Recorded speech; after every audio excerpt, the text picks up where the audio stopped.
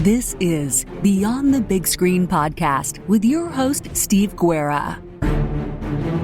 Here is another Beyond the Big Screen teaser for episodes coming soon. I hope you enjoy and definitely tune in for the full episodes. If you want to learn more, you can head over to beyondthebigscreen.com. You can support Beyond the Big Screen on Patreon and Subscribestar. By joining on Patreon and or Subscribestar, you can help keep Beyond the Big Screen going and get many great benefits. Benefits include advertisement-free content, bonus content, and early access. The bonus content is great too. I will feature outtakes from episodes and live streaming episodes. If you join at the executive producer level, you will become just that, an executive producer of Beyond the Big Screen. You will be able to develop ideas for upcoming episodes, help find great guests, and of course have your name mentioned at the beginning or end of each episode. You won't just be a supporter, you will be a critical member of the team. Go over to patreon.com/Beyond the Big Screen or subscribestar.com/Beyond the Big Screen to learn more. If you have any questions, comments, or feedback, send me an email to my email address, steve@a2zhistorypage.com, or follow us on social media by searching for A2Z History. I will see you next time Beyond the Big Screen.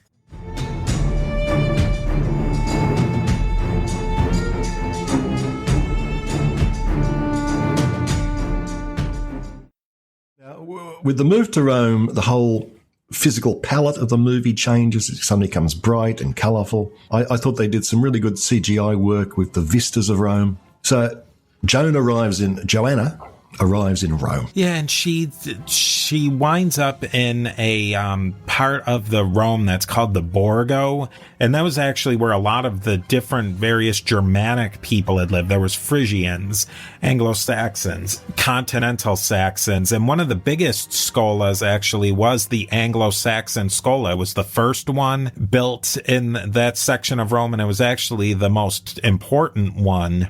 As a little factoid, it was right around this time period that actually Alfred the Great of Wessex lived in Rome, and he would have been familiar with Pope Leo IV. And so I thought that was kind of an interesting little piece of the pie there. Yeah, I never knew that Alfred lived in Rome. Yeah, I guess it was he was in exile there for some reason. I don't know the exact story of it, but I know I had heard that somewhere else, and I saw that in my research that he did live in Rome for a time, either as a pilgrimage or there was some sort of exile. Joan, now she's going to be called John Anglicus, or John, the person from England. She ingratiates herself into this West Saxon schola. My questions were, would she have still spoken the Anglo-Saxon language? Like I don't know how easily it would have been for her to just roll into the Anglo-Saxon, West Saxon schola and say, hey guys, I'm English too. Let me in. I think that might have been a stretch. I would have liked to have known a little bit more about that.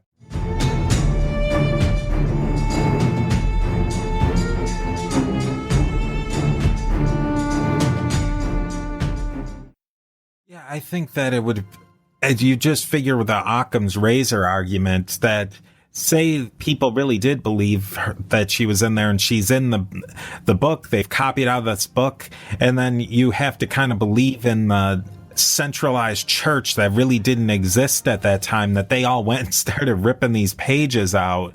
It just seems like at some point they would have found some Liber Pontificalis that had mention of a Pope Joan or a Pope that fits her character a lot more. And that time period that they talk about between Leo IV and Benedict III, it really just doesn't work, except in a very, very limited circumstance, which we will get into that. Right.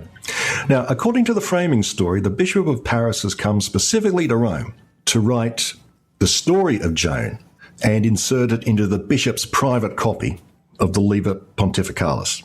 So that's the framing story. The bishop gazes wistfully out the window while they're writing the story of Joan, And we end up in a really dismal, snowy landscape. And the subtitles say, Charlemagne is just dead, which is what, 814? So the movie precisely dates the birth of Joanna. And then we're now finally into the story of Johanna. And how does it go from there? So the screen shows that it's Winter Noroth or something, which is January of 814, which is that is the precise date or time that Charlemagne dies.